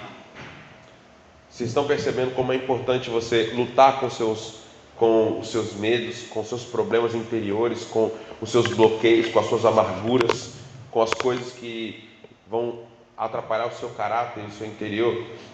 Está dando para perceber isso? Vamos para frente. Então, ele começa a perceber os talentos naturais, tais como carisma. Fala comigo, carisma. Uma pessoa carismática, todo mundo gosta dela. Inteligência, diga inteligência. Força emocional, uma pessoa que ela consegue resistir a críticas, a palavras contrárias e etc, a problemas, ela ultrapassa. Capacidade de organização, podem contribuir para que causemos forte impacto na vida de outras pessoas durante um bom tempo. E assim é possível que os confundamos com profundidade e vitalidade espiritual. Ou seja, tem gente, tem líder, que ele é carismático, ele é inteligente, ele tem uma força emocional muito boa, ele é de certa forma até um pouco organizado, mas isso não significa que ele tem profundidade espiritual. Isso não significa necessariamente que ele tem vida com Deus. Isso não significa necessariamente que o interior dele está tratado. Dá para entender isso? E quando o interior dele não estiver tratado, ele não tiver profundidade espiritual, quando ele estiver lá no topo, Satanás vai fazer de tudo para derrubar ele de lá. E vai conseguir. E vai conseguir. Enquanto ele não resolver os seus problemas internos, não existe alicerce para que ele permaneça no topo. Quando vier o vendaval, quando vier a tempestade, quando vier o vento forte, ele vai ruir. Lembra da casa construída na rocha ou da casa construída na areia? Não adianta você construir uma bela casa na areia. Você pode construir uma mansão de $1 milhão sobre a areia. Quando vier a onda forte, ela vai levar toda a base daquela casa, e aquela casa vai vir toda ao chão. Então, antes da gente construir para o lado de fora, a gente precisa construir para o lado de dentro. Se você não colocar em ordem a sua casa interna, se você não colocar em ordem as suas emoções, se você não colocar em ordem o seu coração, se você não colocar em ordem as coisas que estão passando na sua mente, não adianta você construir muita coisa para o lado de fora. Você faz um monte de coisa, você é muito talentoso e etc e tal, mas isso vai ruir se você não corrigir o seu interior. Ok? E aí ele continua. Há um problema instaurado na igreja deste tempo, porque ela não sabe distinguir entre indivíduos talentosos de crentes com profundidade espiritual. Então, não é porque você tem um talento que significa que você tem profundidade espiritual. Não é porque você possui um talento, ou alguém possui um talento, que ele tenha maturidade espiritual. São coisas diferentes. Existem pessoas que são pouco talentosas, mas têm maturidade espiritual. Por ter maturidade espiritual, ela vai trabalhando o seu talento, a sua habilidade. E quando ela juntar maturidade espiritual com talento, ela vai longe, explode, pá! Agora, se ela tiver muito talento, pouca maturidade espiritual, pouca profundidade espiritual, o que vai acontecer? Ela vai, mas vai chegar uma hora que a falta de maturidade espiritual, que a falta de profundidade espiritual, que a falta de caráter, que a falta de ordem no seu interior vai puxar ele para baixo, ele vai vir com tudo, pum, e vai bater até lá no chão. Entende? Então, ele coloca aqui, nós como igreja precisamos entender essa diferença. Às vezes, você quer colocar alguém lá para trabalhar no seu GCL com você, e você está olhando só para a habilidade daquela pessoa, você está olhando só para os dons que ela tem, e você não está parando para pensar em que nível de maturidade que ela tem, que nível de experiência com Deus ela tem, que nível de profundidade espiritual ela tem. Não adianta querer colocar essa pessoa para liderar. Se o nível espiritual, de profundidade, de maturidade dela for baixo demais, não for pelo menos o mínimo, ela não vai chegar muito longe. Você vai liberar ela e amanhã, depois ela vai estar retrocedendo e vai desfazer tudo que você construiu, ela vai desfazer. Você vai, constrói, chega lá ao grupo, 16 pessoas, multiplica 8 para um lado, 8 para o outro, você entrega na mão de alguém despreparado, e depois as 8 pessoas que você tinha edificado estão perdidas, dispersas, porque aquela pessoa que você colocou ali para liderar não tinha maturidade espiritual, só tinha habilidade. E aí o que acontece? Se você jogou fora todo o trabalho que você teve, você jogou fora e desperdiçou. Porque você não soube olhar para aquilo que tinha que ser olhado. Não olhe apenas para as habilidades e capacidades externas das pessoas. Olhe para o caráter. Olhe para a profundidade espiritual das pessoas. Olhe para a maturidade espiritual das pessoas. Se você for alguém espiritual, você vai discernir essas coisas. Se você não for espiritual, você não vai conseguir discernir essas coisas. Infelizmente. Continuando então, precisamos nos conscientizar de que há líderes que podem fundar uma grande organização, inclusive igrejas, com base apenas em dons naturais. Ele sabe proferir as palavras adequadas, ele é suficientemente inteligente para tomar decisões, tem um bom discernimento, se relaciona bem com as pessoas importantes, pode até ir bem longe antes que alguém descubra que em seu interior ele se acha praticamente vazio. Era exatamente assim que eu me encontrava naquela manhã de sábado. Era um jovem rico, entre aspas, em dons naturais, mas com a alma vazia. Um jovem rico em dons e talentos, mas com a alma vazia. Um jovem rico em dons e talentos, mas com a alma vazia. Grava isso. Você pode às vezes ter muitos talentos, muitas habilidades, mas sua alma está vazia. A verdade é que dentro achava-me muito pobre. Por dentro ele se achava pobre. De mim não poderia brotar nenhuma fonte de sabedoria, nem de poder espiritual, nem de profundidade cristã. Olha só o que ele diz: de mim não poderia brotar nenhuma fonte de sabedoria, nem de poder espiritual e nem de profundidade cristã. Quando afinal o meu acesso de choro terminou, passei o restante do dia tentando compreender o que acontecera. Qual era o recado que aquele dilúvio de lágrimas queria transmitir para mim? O que ele desejava me mostrar acerca do ritmo e da direção da minha vida e do meu trabalho? O que aquele excesso de lágrimas, aquele acesso de lágrimas queria me dizer a respeito da vida que eu estava levando, ministerialmente, profissionalmente, familiarmente e etc. Aquilo era um aviso, era uma orientação, era uma revelação sobre algumas das consequências que ainda haveriam de sobrevir sobre mim. Vejamos alguns dos principais fatos que descobri naquele dia. Vamos lá. Nos 2 ou 3 anos anteriores eu estivera bastante consciente do meu sucesso no ministério cristão. Sabia também que a maioria dos homens que tinham estudado com ele ou outros pastores da sua época não tinham conseguido o sucesso, entre aspas, que ele tinha conseguido, não estavam numa igreja tão relevante quanto a dele, não tiveram a oportunidade que ele teve de estar numa igreja tão forte. Num certo sentido, muitos deles não haviam desfrutado das vantagens que ele tinha, de ter esses dons naturais, de ter um pai que era pastor, de se relacionar com pessoas influentes que puderam ajudar ele, quem sabe até indicando ele para essa igreja.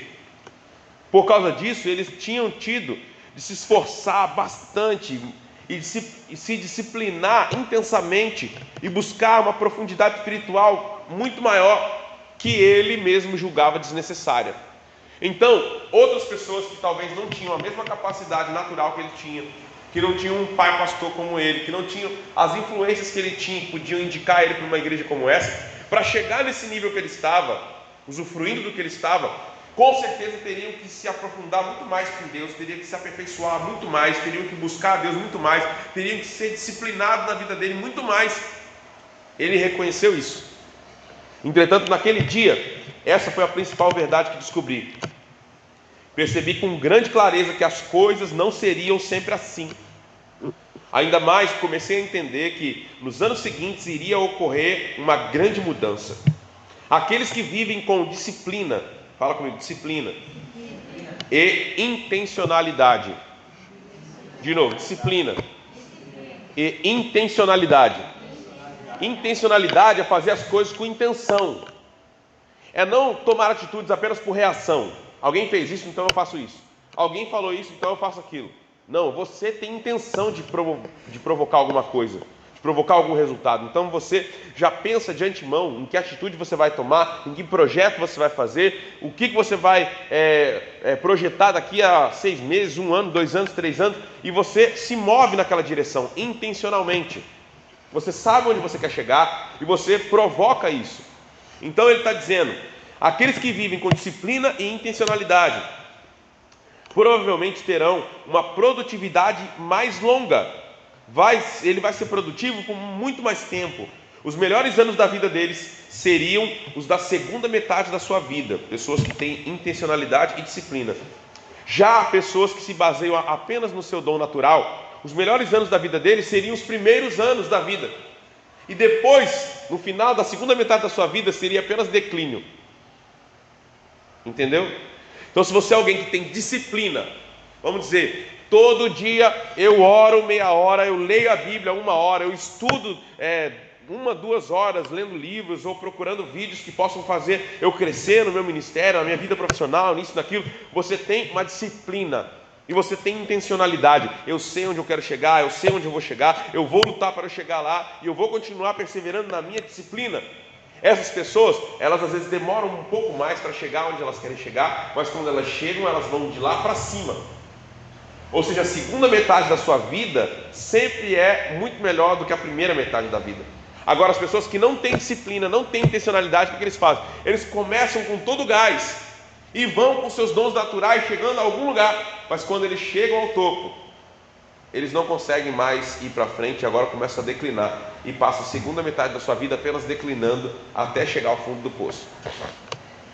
Então, ele coloca, depois, então, porém, muito provavelmente, essas pessoas do segundo grupo aqui vão cair na mediocridade que caracterizaria os seus dias restantes na terra. O comentário que se faria acerca dos primeiros seria: ele possui ricas qualidades espirituais.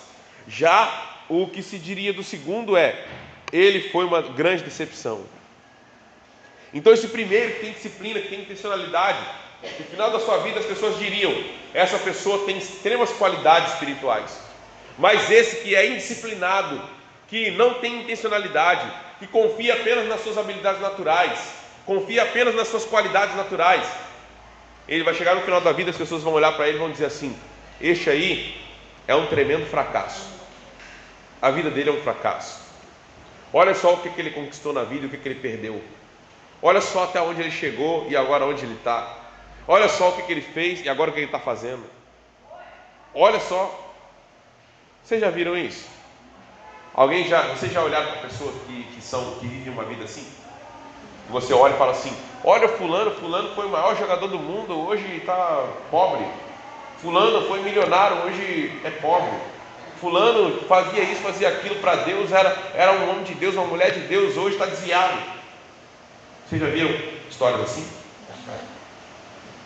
Não, pastor, isso que eu estava falando, aconteceu com um amigo lá da... Fala alto que está gravando aqui, tá? Aconteceu com um amigo meu, numa determinada igreja. No início eu encontrei ele há 8 anos atrás, e ele era um rapaz muito assim envolvido, né? Na igreja, ele dava aula, ele discipulava as pessoas, ele sempre procurava estar envolvido, bem entendido da palavra. E há 8 anos atrás eu encontrei ele lá em Realengo, estive conversando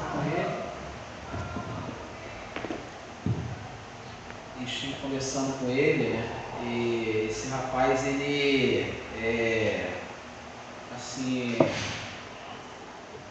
ele deixou, né, de seguir né, o que acreditava que, né, era confiar, né, nas coisas de Deus, e ele se voltou, né, e virou um ateu. Ele declarou para mim que tudo que ele viveu atrás, falou que ele começou a gerar dúvidas, né, problemas familiares. Ele falou que gerou um conflito na vida dele, que ele, hoje em dia ele não estava mais conseguindo voltar, né? Por mais que ele compartilhando comigo, ele falou, por mais que eu tentasse voltar, eu não conseguiria, eu não consigo mais voltar, e eu duvido até de mim mesmo. Então, assim, aquilo ali foi um choque para mim, né? Foi um choque, porque eu vi ele muito envolvido, sempre com oportunidade de levar a palavra, né? Tinha encontro dia de segunda-feira junto com os jovens, e ele sempre levava a palavra, era muito assim envolvido. Ele aquele crente tipo de vamos embora, vamos fazer, vamos acontecer, sabe? Ele era uma grande pessoa ali, que sempre influenciava as outras pessoas a estar envolvida, né? E eu vi ele assim, nesse estado, eu não acreditei. Já estava com o cabelo rastafari, estava totalmente desorientado. Eu encontrei ele em Realengo há 8 anos atrás, mais ou menos 9 anos, 8 anos e poucos atrás. Eu não sei como ele está hoje, né? Mas naquele ano ali eu encontrei ele, eu fiquei totalmente, caramba, como é que pode? Não é fácil. Passa para mim o microfone, amor. Infelizmente isso acontece, né? E aí, continuando aqui, ao final do dia, tinha passado por uma experiência que pode-se dizer foi uma verdadeira conversão. Decidi deliberadamente reorganizar minha existência. Então ele decidiu, a partir daquele dia, reorganizar a existência dele. Iria esforçar-me ao máximo para implementar uma mudança em minha vida e trabalho. Em vez de atuar calcado em meus dons naturais, iria me basear em disciplina e intencionalidade. Ou seja, estava determinado a pôr ordem no meu mundo interior, como diz o título desse livro. Então, a partir daquele dia, ele disse: eu não vou mais agir apenas por reação. Eu não vou apenas fazer as coisas porque simplesmente parece que é o certo a ser feito. Não, eu vou me basear em disciplina e intencionalidade. Eu vou ser uma pessoa mais disciplinada. Eu vou organizar minha vida. Eu vou ter meus padrões que eu quero seguir. Eu vou ter intenção de chegar a algum lugar, de fazer as coisas do jeito que eu sei que é o certo, e eu vou lutar por isso. Nas horas que se seguiram, procurei, da melhor maneira possível, confessar a Deus meu arrependimento pelo fato de haver interpretado erradamente a forma como deveria me conduzir e exercitar meus dons naturais. Então, expressando tudo isso em termos espirituais, o que eu estava buscando era uma renovação pessoal. E ele começa então a buscar essa renovação. Não pense o leitor, porém, que tudo mudou instantaneamente. Isso não aconteceu. Terei de me esforçar muito. Aliás, teria de me esforçar muito. Teria de me empenhar durante vários anos. E digo esforçar muito, porque a tarefa de renovar ou pôr ordem em nosso mundo interior não é uma tarefa fácil. Na verdade, é um trabalho para o resto da vida. Hoje compreendo que há algumas dificuldades que provavelmente eu jamais superarei.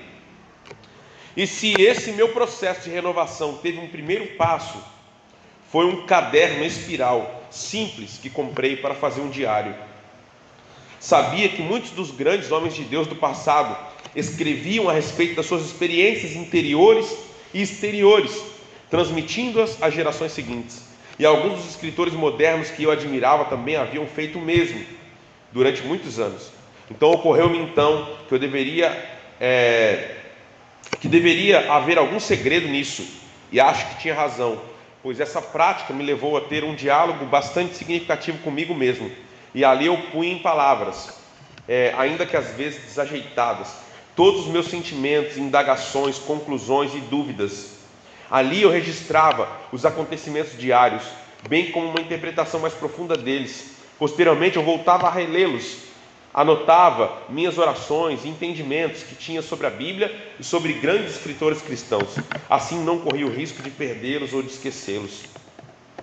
Naquela mesma noite então, eu fiz a minha primeira anotação naquele diário, naquele caderno espiral. Narrei tudo o que me acontecera pela manhã, inclusive a crise de choro que eu tive. Expressei o que sentira ao ter de encarar o fato de que a minha alma se achava sobrecarregada.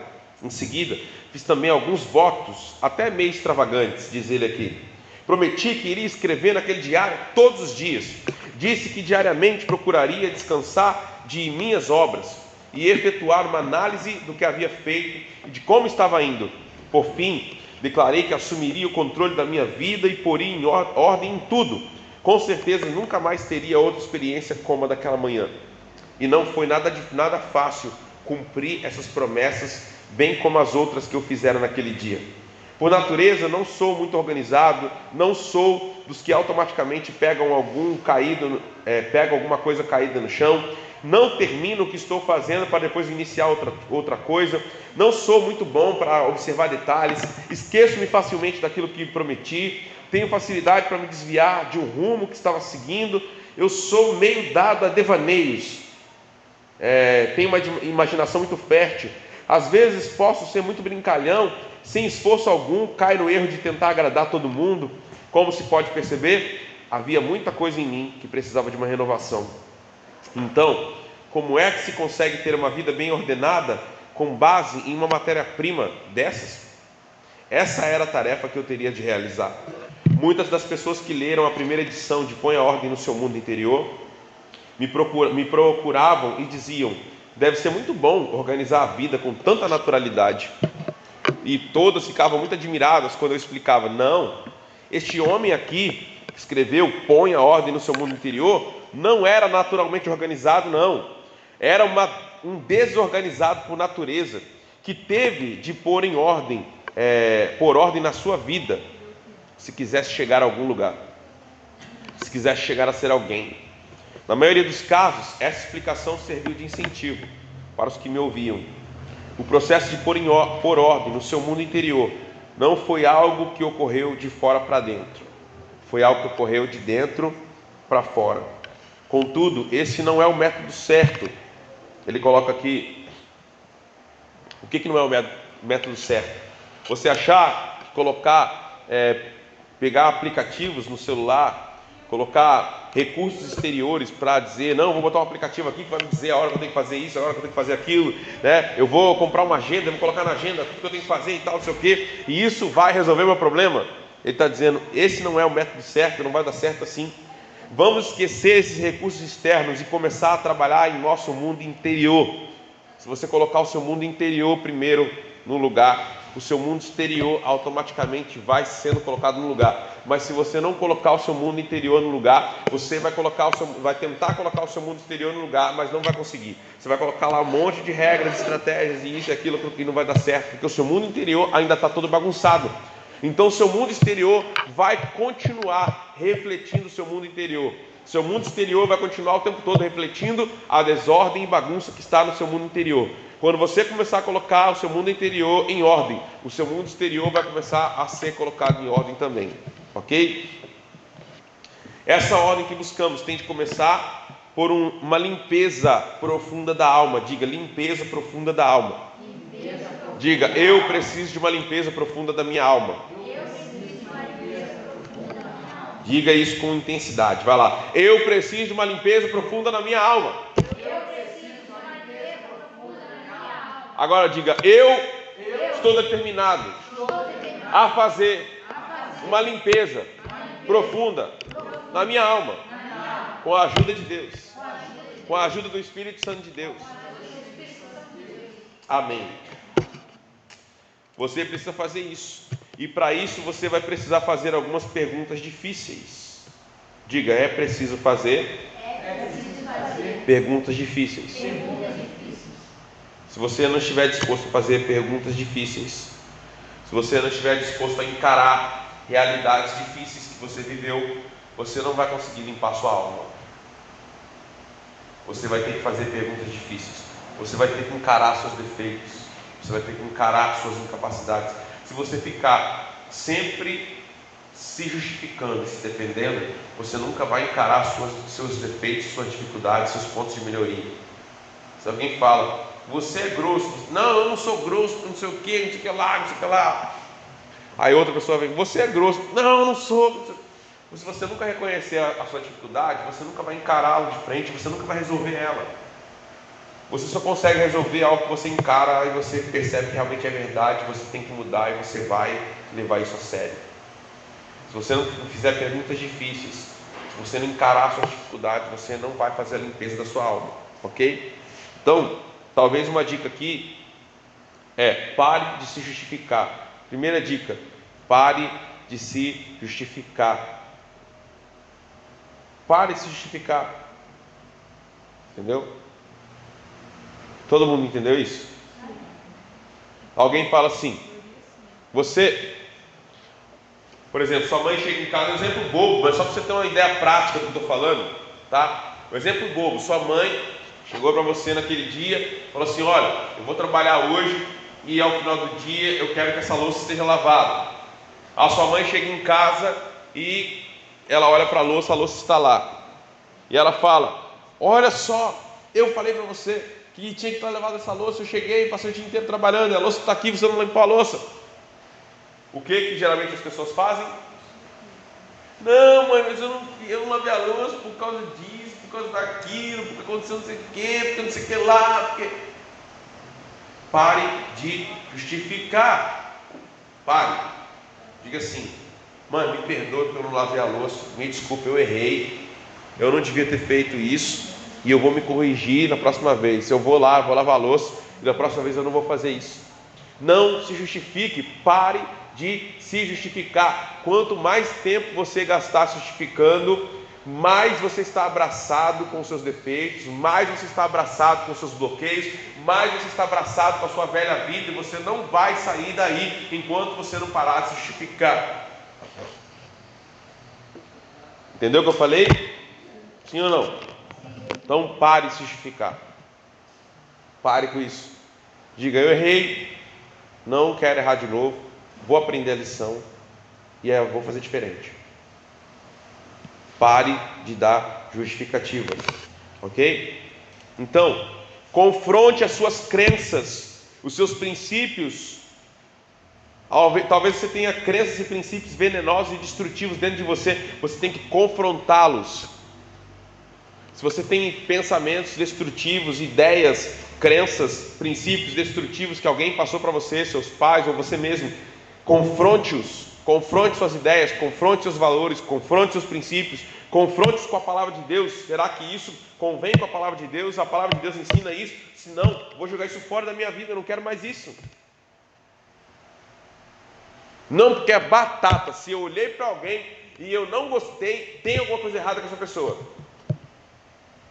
Tem gente que pensa assim, é ou não é? Esse tipo de pensamento condiz com a palavra de Deus? Então, confronta isso.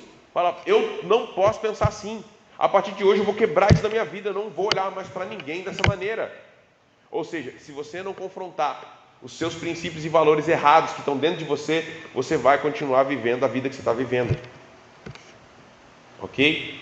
Por último, hoje, quando eu recordo daquele sábado, quando eu tinha 30 anos, o dia em que enxerguei a minha realidade, um dia que caiu a ficha diante dele, de quem ele era, de como estava a vida dele, vejo como um dos dias mais importantes da minha vida. Naquele momento, as sirenes de alerta, falei bem alto aqui, ó, sirenes de alerta, soaram, tocaram, bateu o gongo, né? E eu enxerguei com muita clareza onde eu iria acabar se eu não mudasse algo no meu interior naquele momento. Ali eu comecei a colocar ordem no meu mundo interior, que posteriormente geraria ordem em meu mundo exterior, e o processo continua até hoje. Recado então para quem não está com a casa em ordem. Diga, recado para quem não está com a casa em ordem. Seu mundo interior só estará em ordem quando você estiver firmemente convencido de que o mundo interior espiritual é o que deve reger o seu exterior da sua atividade. Ou seja, o seu mundo espiritual, diga, é o que gera o seu mundo de atividades. O seu mundo interior é o que gera o seu mundo exterior. Se você tiver o mundo exterior das atividades, das programações, das obrigações, das pessoas te sugando, mas não tiver o mundo interior organizado da sua espiritualidade, da sua vida com Deus, da sua alma limpa, você vai perecer. A longo prazo, você não vai conquistar nada. Amém? Mas diga assim, mas se eu tiver meu mundo interior bem estruturado, bem organizado, minha alma limpa, minha vida com Deus estabelecida, meu mundo exterior vai refletir o meu mundo interior e eu vou ter sucesso aos olhos de Deus e aos olhos dos homens. Amém? Acabamos a introdução aí do livro e eu quero fazer uma pergunta. Tem alguém aí que gostaria de fazer alguma pergunta nessa hora ou compartilhar algo para a gente poder encerrar esse dia? Aproveita, gente, porque fazer pergunta destrava muita coisa na cabeça da gente. Se você tem bloqueio com fazer pergunta, se alguém, algum professor, alguém, um pai, mãe botou bloqueio em você de fazer pergunta, desbloqueie isso aí agora e faça pergunta. Porque as perguntas são que liberam chaves, né, espirituais, emocionais, né, de cognição para a nossa vida. Se você não fizer pergunta, né, muita coisa que você poderia entender, você não vai entender, e isso não vai destravar coisas na sua vida que podia destravar. E outro, às vezes a resposta de alguém aqui é algo que vai destravar alguma coisa na sua vida aí. Então, façam perguntas, aproveite.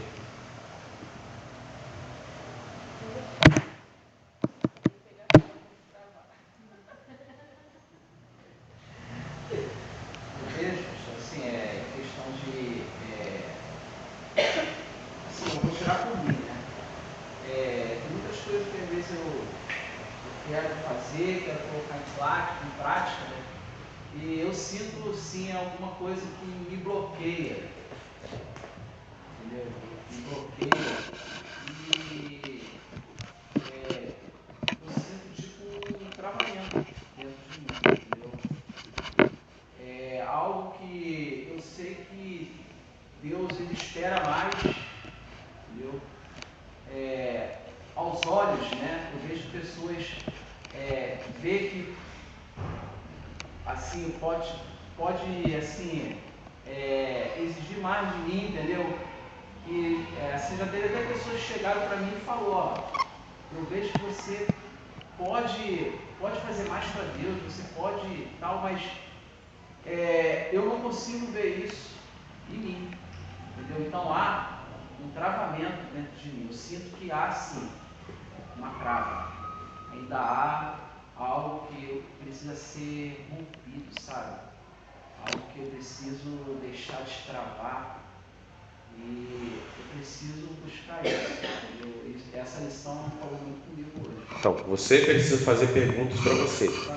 Você precisa se perguntar: será que existem pessoas na minha vida que são importantes para mim, que sem querer plantaram isso dentro de mim, que disseram para mim que eu não ia chegar em nenhum lugar muito grande na vida, que eu não ia dar certo, que eu não ia conseguir, que eu não ia fazer, que eu não poderia alcançar isso ou aquilo, seja um professor, seja um pai, uma mãe, seja um parente próximo, seja alguém que era muito importante para você de alguma maneira e que plantou isso em você e a sua alma se apegou àquilo e aquilo está te travando e você não consegue avançar porque você está no seu inconsciente segurando essa verdade que essa pessoa disse.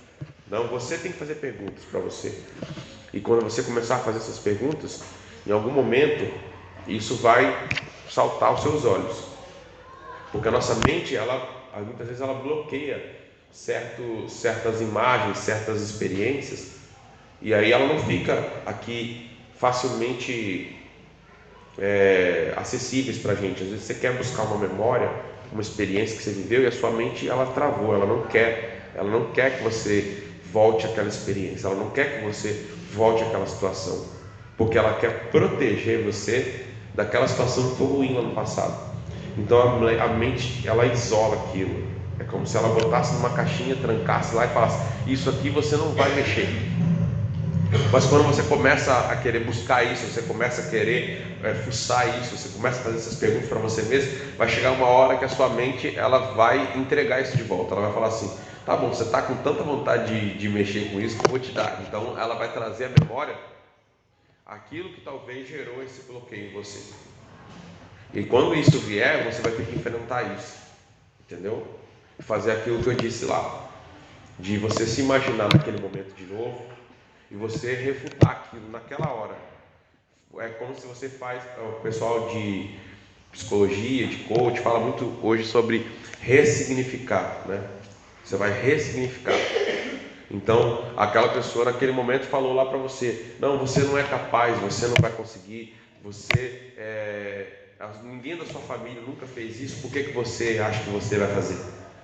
E aí naquela hora você vai dizer para você mesmo, seja ali na sua imaginação, no seu pensamento, você vai dizer: eu sou capaz sim, eu posso fazer. Não é porque alguém na minha família não conseguiu que eu também não vou conseguir. Eu posso ir além do que as pessoas da minha família foram.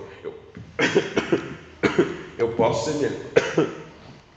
Eu posso ser melhor do que as pessoas na minha família foram. E você vai destravar aquilo dentro de você, entendeu? Então, você vai desbloquear aquilo, vai ressignificar aquilo. Uma vez eu passei por um processo de coaching, e muitas coisas que eu tinha ali como bloqueios para mim, no processo, a coach falava assim: então, coloca aqui, você tem uma verdade que você recebeu e que você está apegado a ela.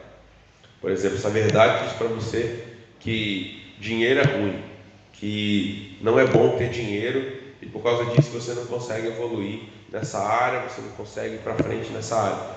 Então, que verdade você pode colocar aqui agora para contrapor essa verdade, e a partir de agora você vai se guiar por essa verdade que você construiu.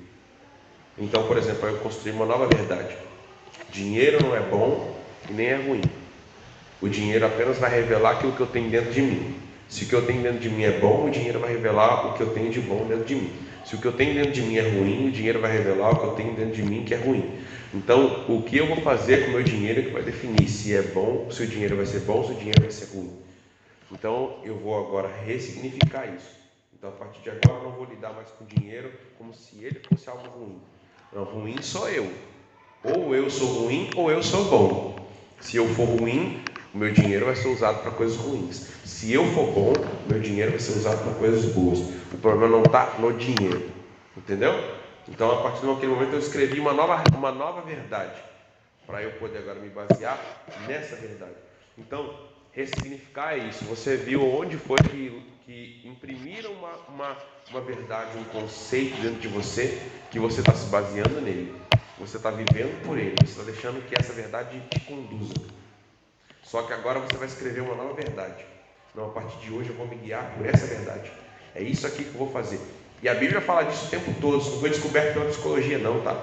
Nem por coach não. A Bíblia fala: renovai-vos, né? Pela quê? Transformação do vosso entendimento. Renovai-vos pela transformação, transformai-vos pela renovação do vosso entendimento. Ou seja, é a sua mente que tem que mudar.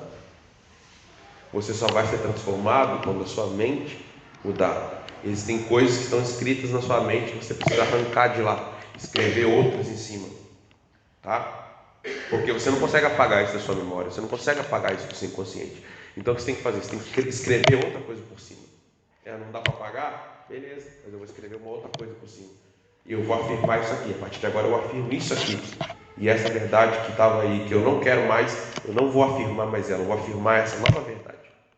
Então, se antigamente me falavam: não, se ninguém da tua família fez faculdade, o que você acha que você vai fazer?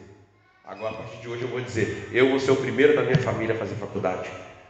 Então, você vai reescrever aquela verdade. E você vai reafirmar essa verdade. Então, você vai estar sempre reafirmando: eu vou ser o primeiro da minha família a fazer faculdade. Eu vou ser o primeiro da minha família a fazer faculdade. Eu vou ser o primeiro da minha família a fazer faculdade. Você vai reafirmar essa verdade no seu consciente, no seu inconsciente, para que você possa, a partir de agora, viver a partir dela. Entendeu? Sim ou não? Então, mais alguém aí? Tem uma outra pergunta a fazer? Eu tenho, é que, assim, particularmente ela falou assim, bastante coisa que eu vivia, né? E ainda vivo, porque eu sempre tive um pouco de dificuldade de entender. Mas, por exemplo, sempre que a minha vida com Deus não está tão bem, eu percebia que as outras coisas também não ficavam legal. Isso acontece constantemente. Por exemplo, se eu não estou legal com Deus, eu, sei lá, não consigo ir bem em outras coisas, sabe? Parece que as outras coisas elas ficam desordenadas. Então eu sempre fico presa naquilo ali. Então, para as outras coisas poderem andar, eu sempre tenho que dar atenção para aquilo ali. Não posso, sabe? Porque não dá para passar desapercebido, sabe? É algo que fica nítido. E aí eu sempre tive, assim, muita dúvida se isso é algo que tem a ver comigo, se, assim, o problema sou eu, sabe? Se eu preciso, não sei, se de repente eu estou falhando em alguma coisa, ou se eu estou dando muita atenção para isso e está afetando as outras coisas, ou se isso é algo realmente comum, como foi falado aqui hoje, né? Quando o nosso mundo interior não está em ordem e as outras coisas ficam desordenadas. Mas eu percebo assim que na minha vida parece que é muito mais assim, natural, sabe? Parece que fica muito mais desordenado do que normal. Não sei se eu me fiz entender. Aí eu fico assim, em dúvida, né? Se isso é algo que eu preciso avaliar de mim, se eu preciso, sei lá, não sei. Aí tentando buscar soluções. Então, só para assim, definir bem a pergunta. Você explicou uma realidade que você vive, mas qual que é a sua dúvida? A minha dúvida é como eu faço pra, não sei, assim, na verdade eu preciso descobrir o problema, sabe? Porque às vezes, eu não sei se é algo assim errado comigo, assim, se eu não posso me deixar levar por isso e deixar as outras coisas virar uma bagunça só porque uma área não tá bem, ou se isso realmente vai sempre acontecer. Então, você é uma adolescente ainda, então você ainda está em construção da sua identidade, né? Você ainda está buscando construir a sua identidade e você precisa encontrar, né, o seu caminho, o seu eu, onde você quer chegar, os seus projetos, seus sonhos, suas aspirações, né? Reafirmar como é que é o nome? Seu temperamento, reafirmar, além de temperamento, tem uma outra palavra que o pessoal usa, que eu esqueci agora. Identidade de Deus. Não estou falando agora de questão espiritual. Tem temperamento e tem outra que é personalidade. Você vai ter que reafirmar sua personalidade. Porque tem muitas coisas na sua personalidade que ainda não são suas, são dos seus pais, né? Mas na adolescência, até o final da adolescência, em torno de 22 a 24 anos, que você vai fazer a limpeza, tirar o que você não quer dos seus pais para você, de maneiras de pensar o mundo, etc., de pensar a vida, de práticas de se comportar e tal, e você vai imprimir a sua personalidade. Então, personalidade, temperamento, identidade são coisas que você está construindo agora na sua adolescência. Então, é natural viver isso, esses turbilhão de conflitos, né, nessa fase. Mas você precisa tratar o interior primeiro. É aqui no interior, quanto mais cedo você começar a lutar com isso, a fazer perguntas para você mesmo, a conversar com você mesmo, a se perguntar por que você faz o que você faz, por que você toma as decisões que você toma, por que você age da maneira que você age, por que você tem os pensamentos que você tem, por que você não sonha mais do que você costuma sonhar, por que você não projeta mais do que você costuma projetar. Será que você já não se limitou a sonhar apenas aquilo que os seus familiares já alcançaram na vida? Então você nunca consegue projetar e sonhar além porque você já usou eles como teto para você? Ou seja, você tem que fazer perguntas. Se você não fizer perguntas para você mesmo, não confrontar você mesmo, você não vai descobrir a sua identidade, tá? Então, você às vezes pode seguir um caminho muito diferente do que os seus familiares seguiram, mas para isso você vai ter que fazer perguntas, você vai ter que confrontar o seu eu, tá bom? E nesse processo, sempre, né, orando, buscando a Deus, buscando a direção da palavra, você vai encontrar isso e firmar o seu interior. Quanto mais firme e estável tiver o seu interior, mais organizada a sua vida externa vai estar também. Ok? Então, não sei se eu te respondi. Respondi? Amém. Mais alguém tem uma pergunta aí? A situação de nós adultos, acho que eu posso falar assim, Fala alto cada gravação, nós tá? vivemos muito num sistema automático. A gente vive por demandas. E muitas vezes eu me pego assim, como eu queria ter um tempo para parar e chorar. Como eu queria ter um tempo para ficar quieto no meu canto sem ter que prestar contas ou prestar obrigações às pessoas. E eu me vejo assim cercada às vezes de rotinas que eu me imponho, porque eu acho que isso é bom para mim, e quando eu vejo eu estou no automático porque eu não estou me dando conta, eu não estou me permitindo, pela agenda que eu me impus, a parar, a refletir, só que como a minha alma, como se estivesse ansiando por esse tempo de choro, de tempo comigo, para eu pensar. E eu não tenho isso. Então isso, agora refletindo, né, no tudo que a gente estudou, a gente não prioriza esse cuidado interior, que eu estou vendo assim, né? Eu não priorizo isso. E quando eu me vejo muito assim, sobrecarregada. E depois eu não tenho nem tempo de perguntar por que eu estou assim. Quando eu vejo, já estou triste, já estou cansada, já estou enfadada, e a minha vontade era sumir 3 dias. Já falei para algumas pessoas muito íntimas, eu queria às vezes sumir 3 dias, ficar num lugar sozinha, sem olhar para ninguém, só ficar quieta, sozinha no canto, sabe? Porque eu sinto esse peso, essa sobrecarga. Por quê? Porque eu não estou cuidando de mim, não estou fazendo essa limpeza, não estou pondo óleo. É como se eu estivesse carregando o mundo nas costas. E tá, né? E tá, enquanto você não decidir. Eu nem vejo problemas assim, mas eu me imponho, né? Esse peso todo. Enquanto você não decidir cuidar do seu eu, né? Você vai continuar assim, com esse peso, esse fardo pesado sobre as costas. Você tem que cuidar do seu eu, né? Cuidar de você. Se você não cuidar de você, quem vai cuidar? Se você não cuida da sua aparência, quem vai cuidar? Se você não cuida dos seus pensamentos, quem vai cuidar? Quem é que está dentro da sua cabeça para saber o que você está pensando? A não ser você. Ou seja, se você não cuidar do que você pensa, quem vai cuidar? Se você não cuidar do que você fala, quem vai cuidar? É só você que está com você 24 horas. Então você tem que cuidar de você, né? Porque não adianta ficar esperando que os outros, né, vão cuidar de você. Então você precisa fazer perguntas para si mesmo, né? Eu tenho um hábito que eu converso muito comigo mesmo, né? Então, e esse é um hábito importante que você tem que ter. Se você não tem esse hábito, você precisa aprender a ter esse hábito. Conversar consigo mesmo. Isso é muito importante. É sério. Não precisa nem ser às vezes em voz alta, pode ser em pensamento, mas você está ali no seu momento de solidão, onde você conversa com você mesmo, você conversa com a sua mente. Uma das coisas que você precisa fazer quando você conversa com você mesmo é se perguntar por que você tem os pensamentos que você tem. Por exemplo, vamos dizer que você está pensando que fulano está com alguma coisa contra você.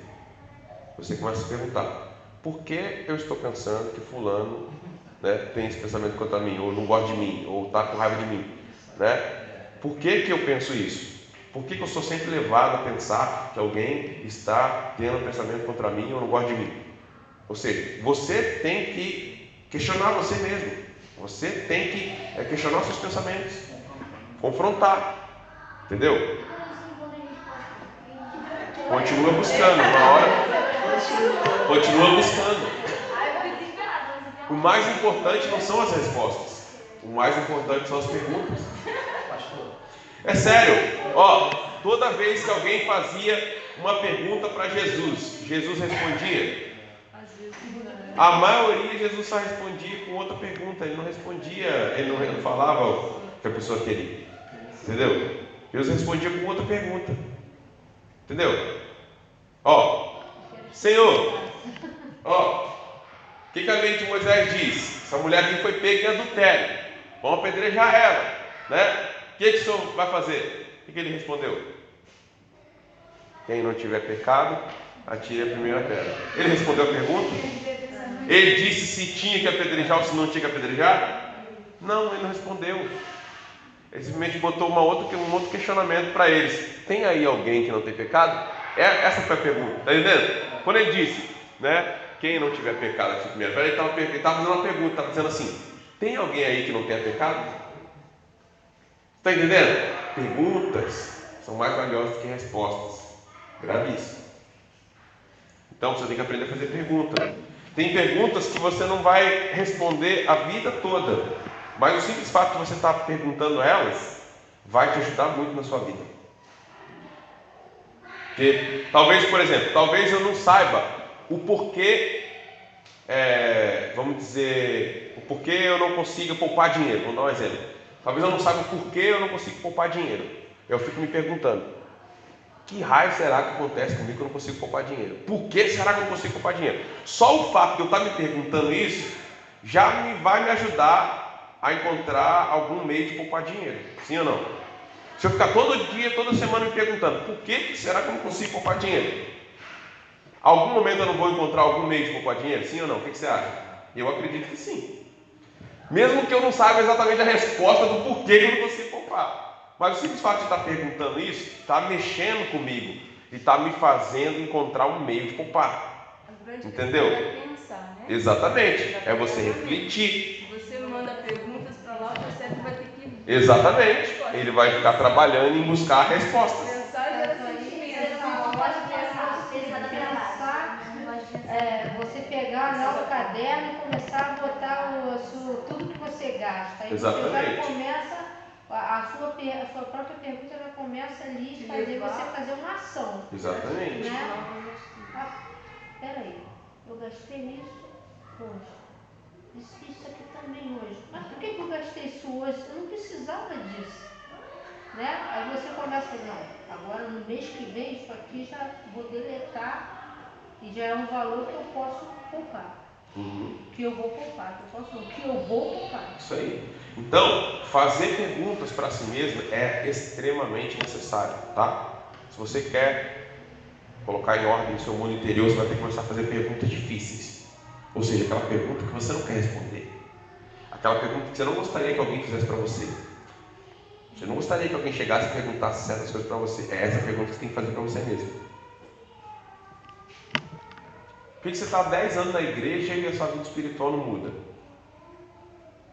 Você vai ter que encarar certas perguntas, né? Então, você vai ter que fazer perguntas difíceis. Você vai ter que encarar elas. Amém? Nosso horário já estourou. Vamos orar rapidinho para a gente ir embora. Vai pensando nisso. E tarefinha para vocês. Primeira tarefa. Vocês têm 2 tarefas. A primeira é o seguinte: vocês vão chegar em casa e vão escrever lá no grupo, tá? Qual foi a sua impressão sobre essa aula de hoje? Então, o que gerou em você, que provocou em você essa aula de hoje, tá bom? Segunda tarefa, tá? Você vai começar a conversar com você mesmo. Você vai tirar um tempo essa semana para você conversar com você mesmo. E você vai começar a perguntar para você por que você tem as dificuldades que você tem. Se você tem dificuldade financeira, por que você tem essa dificuldade financeira e não consegue sair dela? Se a dificuldade é no casamento, por que você está com essa dificuldade no seu casamento e não consegue sair dela? Se a sua dificuldade é que você não consegue parar um tempo para orar, ou para ler a Bíblia, ou para buscar Deus, você vai se perguntar por que você tem isso. Se você não consegue avançar na vida profissional, sei lá o que, você vai fazer essas perguntas, você vai começar a ficar confrontando ali o seu eu e tentar buscar essas respostas e perguntar-se se há algum bloqueio, alguma coisa lá no teu passado, ou até os seus pais que bloquearam você de alguma forma, mesmo involuntária, e você vai começar e você vai anotar isso. Ah, eu tenho isso aqui porque aconteceu isso aqui na minha vida, ou porque meus pais falavam isso, ou porque eu vi isso na vida dos meus pais, e aí tal, e etc. Você vai anotar isso, ok? Próxima aula eu vou cobrar de vocês. E a terceira e última tarefa: vocês vão responder as perguntas, isso é para vocês, eu não vou ler.